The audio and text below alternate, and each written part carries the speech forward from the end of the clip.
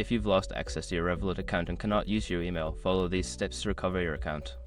This guide will help you navigate the recovery process effectively. Step 1. Open the Revolut app. Launch the Revolut app on your mobile device. If you haven't already, download it from your app store. Step 2. Select Need Help. On the app's login screen, look for the Need Help or Forgot Password option. Tap on it to begin the recovery process. Step 3. Choose alternative recovery options. Since you cannot access your email, select the option for recovery using your phone number or any other available method. Follow the prompts to verify your identity. Step 4. Provide identification.